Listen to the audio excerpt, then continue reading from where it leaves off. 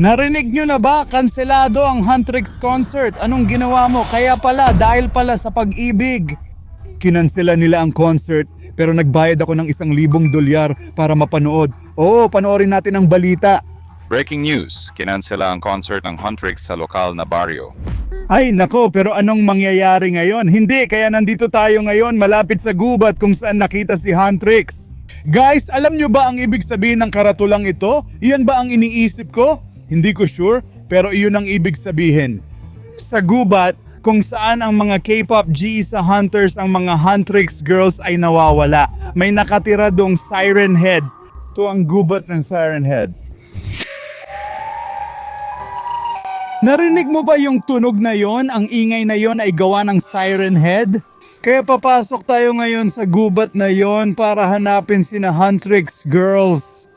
Teka, huwag na lang akong sumama. Pero paano ang konsyerto sina Huntrix girls at ang $1,000 mo? Tama ka, pero ang nakakatakot talaga ng itsura. Oo, tama ka. Si Siren Head ang pinakamapanganib, nakakatakot na halimaw sa lahat. Pero kailangan nating hanapin sina Huntrix girls at iligtas sila mula kay Siren Head. Kaya tara na at ikaw ang maunang pumasok sa gubat ni Siren Head. Tara na, Alex, tumayo ka, tara na.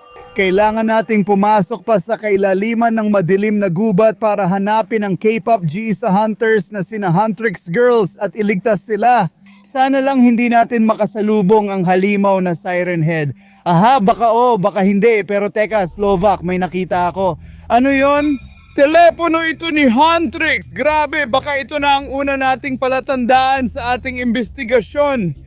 Siguro gamit ang iPhone ni Huntrix, malalaman natin kung ano ang nangyari sa mga babae. Ngayon, buksan na natin ang telepono. At paano kung panoorin natin ang mga pinakabagong larawan? Halimbawa, ayan, Diyos ko, tingnan mo yan. Ito ang mga babae ni Huntrix sa gubat na yon. Siguradong nandito talaga sila. Hindi Slovak, ito si Siren Head at siguradong gusto pa niya ng higit pa. Diyos ko, tama ka. Totoong Siren Head yan sa likod ng mga babae.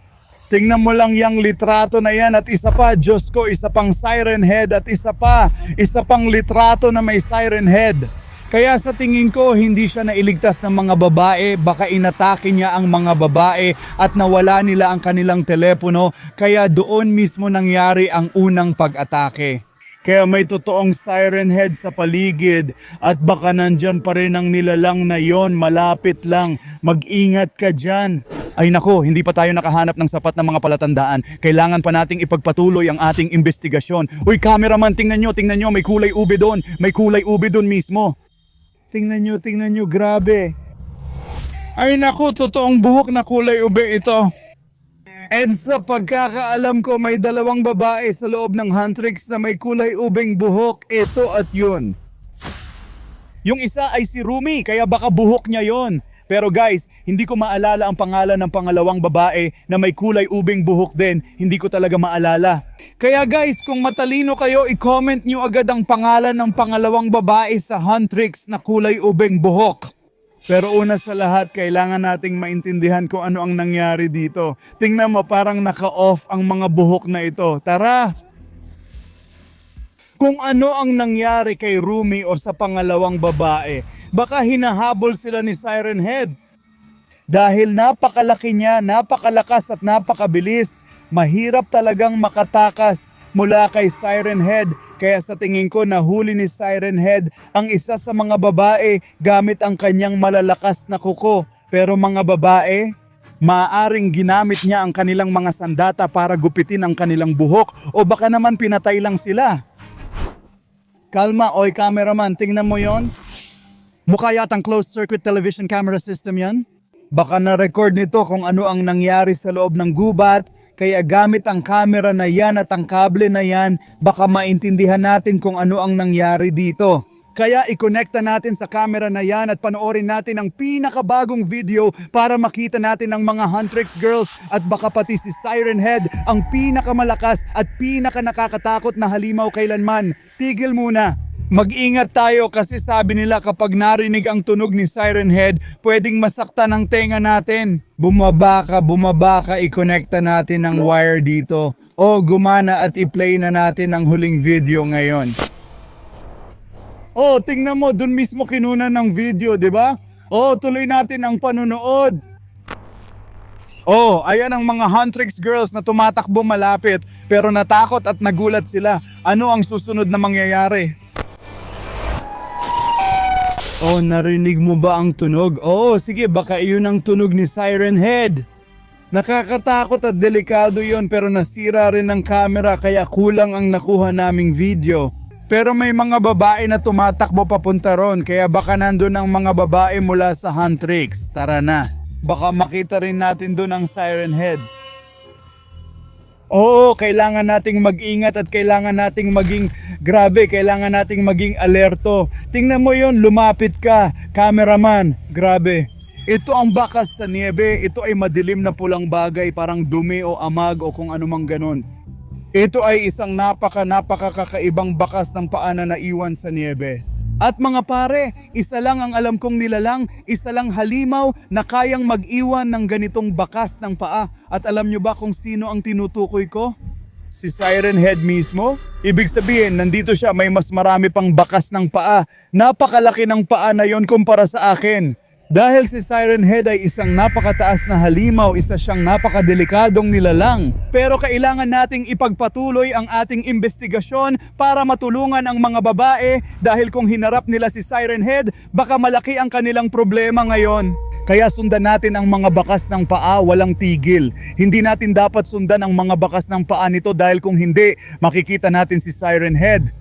Dapat nating malaman ang nangyari sa mga babae. Heto ang isang bakas ng paa at isa pa, tignan mo, cameraman. Oo, ikumpara mo lang ang distansya sa pagitan ng dalawang malalaking bakas ng paa na ito, tama? Oo, napakataas ng nilalang na ito at napakahaba ng kanyang mga binti. Ang substansyang ito ay mukhang nakakatakot at kakaiba. At tingnan nyo mga kaibigan, may nakita pa tayo na mukhang mga kutsilyo o sandata na kulay Huntrix. Tatlo sila mga kaibigan, tingnan nyo at natakpan sila ng parehong substansya na tulad ng mga bakas ng paa ng Siren Head. Baka ginamit ang sandatang ito para labanan ng Siren Head. Sa tingin nyo ba sandata ito ng Huntrix, tama? Oo, mga punyal ito ni Zoe, grabe. Oh, si Zoe mula sa Huntrix. Inihahagis niya ang kutsilyong ito sa Siren Head at papunta siya sa direksyong iyon. Maaring tumatakbo ang mga babae palayo kay Siren Head habang hinahagisan siya ng mga punyal. Pero tingnan nyo mga pare, may isa pang bagay malapit dito, isa pang bakas ng paa na mukhang isang napaka-importanteng sandata mula sa Huntrix, tama ba? Ginamit ito para labanan ang mga tauhan ni Siren Head. Nahulog ang sandata, kaya hindi ito maganda. Ibig sabihin, kulang ang lakas nito laban kay Siren Head. Nawala nila ang mga daga, nawala nila itong malaking espada, at ito ay isang kalasag. Ito ay kalasag ng Huntrix. Kaya ngayon sigurado na tayo na nandito sila at ginamit nila lahat ng kanilang mga sandata para labanan si Siren Head. Talagang nakipaglaban sila. Malaki at malakas si Siren Head. Kung mahanap natin ang mga sandata ni Huntrix dito at ang bakas ng paa ni Siren Head doon, posible nating maisip na natalo si Huntrix sa laban. Hindi, pero ito ay dugo ni Siren Head. Hindi ako sigurado dyan pero mga pare, mukhang may masamang ginawa si Siren Head sa mga babae ng Huntrix. Siguro kailangan na nating umalis dito kasi ang creepy ng gubat na to mga pare. Naririnig nyo ba yung tunog mga pare? Humiga tayo, grabe. Ang tunog na to ay ibig sabihin malapit lang si Siren Head. Tumahimik ka, sabi ko. Halika na! It's finished, okay.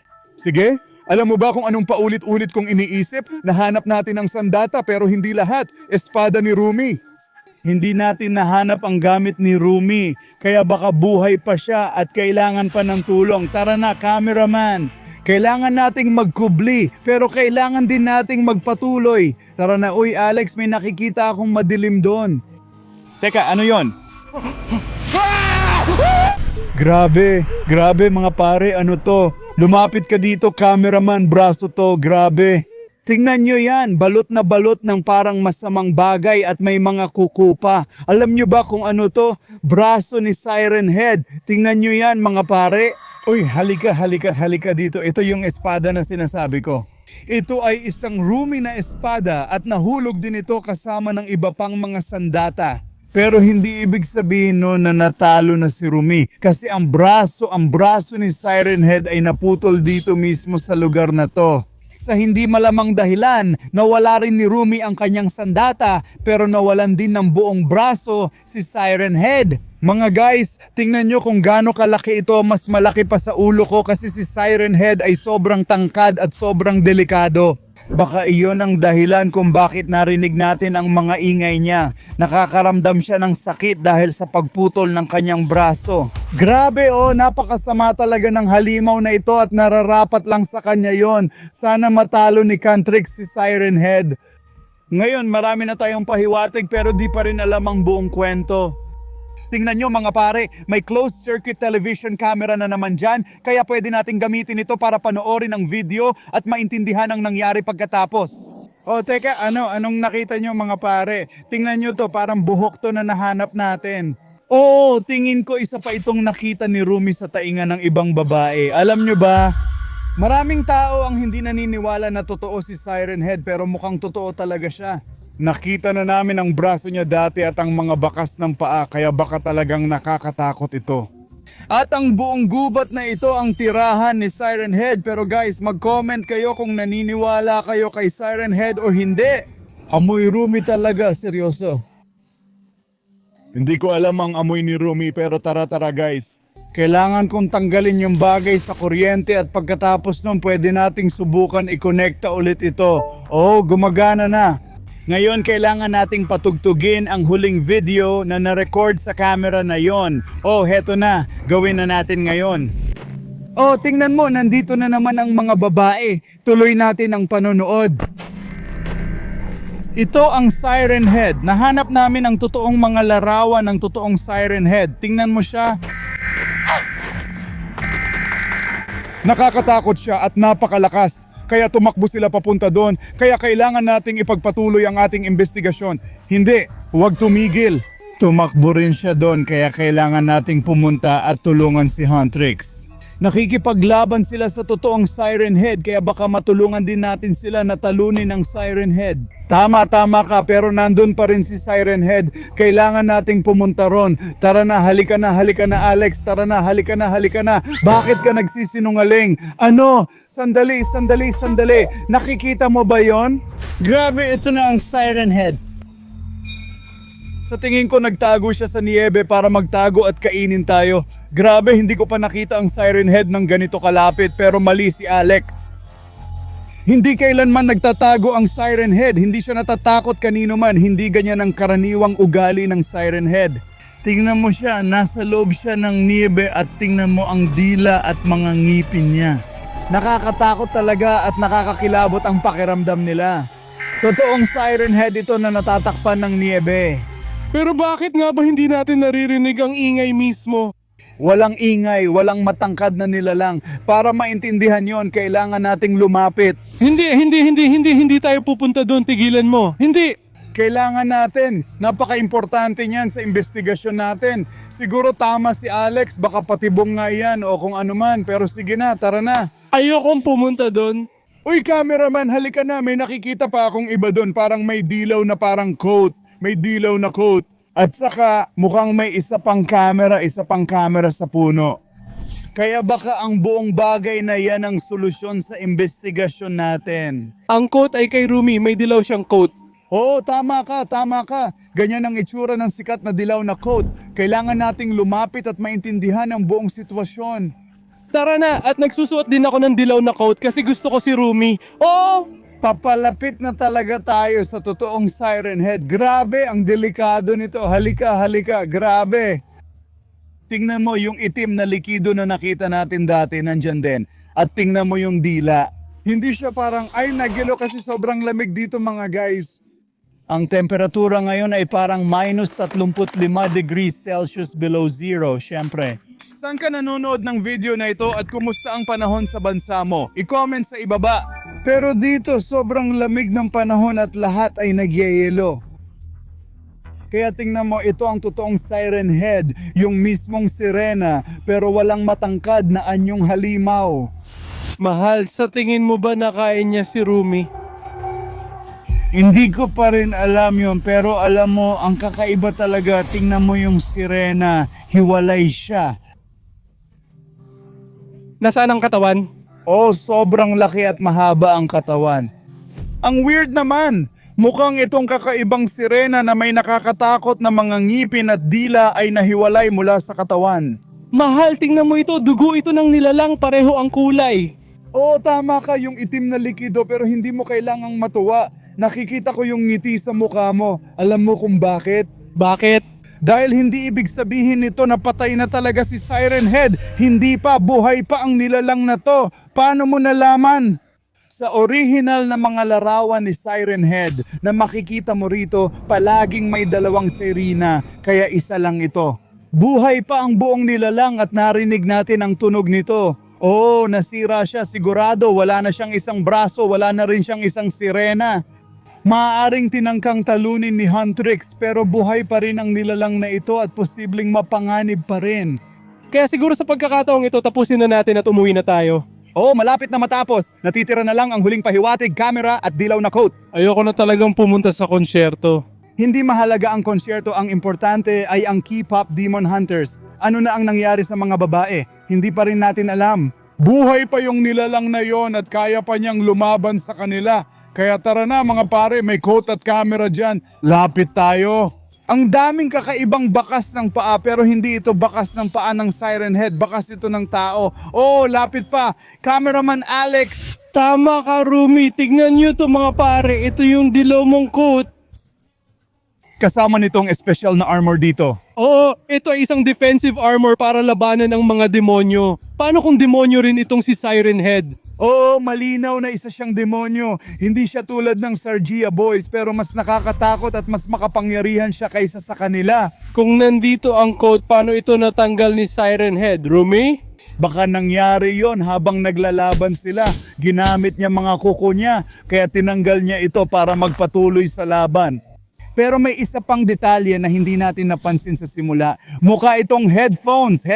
Oo, ito ang headphones niya. Kulay purple iyon. Yung purple na headphones na parang kay Huntrix. Oh, mahilig siya sa musika. Naririnig mo? Parang naka-off. May naririnig ka ba? Wala, sira yata ito sa hindi malamang dahilan. Alam mo yon? Mukhang may naka-apekto sa mga headphones na yon. Parang sobrang lakas na ingay. Oo, yung sirena. Tingin ko kaya rin nitong sirain yung mga, mga technical na bagay. Lahat ng audio, lahat ng video devices, lahat ng mikropono, wala na. Matapos tumunog ang sirena, tama ka, nasira nga ang mga recording. Malinaw na yun ang dahilan. Paano naman yung isa? May isa pang camera na natira pero medyo kakaiba ito. Lapit tayo. Tingnan mo, hindi ito professional na closed circuit television camera. Tingnan mo, natatakpan ito ng dugo. Parang sobrang sira na dahil sa parang itim na bagay kaya hindi na makita ang loob ng camera. Subukan natin kung may makukuha tayong datos dito. Sige, manatili tayong konektado sa camera na yan. Oh, may signal pero sobrang hina. May mga file na sira kaya siguradong may nakaapekto sa camera na yon. Pero mga pare, makukuha pa rin natin ang mga file kahit na sira sila. Pero huwag na nating patugtugin ang video. Pero ang tunog, oo, may maririnig tayo, di ba? Oo, patugtugin natin mula sa simula at intindihin natin kung ano ang nangyari sa lugar na yon. Sige, patugtugin na natin ngayon. Hindi tayo pwedeng dito. Sobrang lakas niya, Diyos ko. Ito ang mga babae, dito sila tumakbo. Patuloy tayong makinig tayo. Tumakbo, kailangan natin siyang hanapin. Maghanda ka. Kaya naghahanda na sila para sa huling laban. Wala na silang matatakbuhan at kailangan nilang labanan si Siren Head. Sige, patuloy tayong makinig. Pero tahimik siya, kaya halos imposible siyang barilin. Uy, any ideas? Oo, tama sila. Masasaktan sila ng mga sirena. Kaya ano ang gagawin nila? Oo, meron. Suotin ninyong lahat ang protective headphones para maprotektahan ang pandinig ninyo. Ang mga headphone para protektahan ang mga tainga. Tama ka. Ginamit nila ito para ipagtanggol ang mga tainga nila mula sa tunog ng ulo sirena. Tuloy lang tayo sa pakikinig.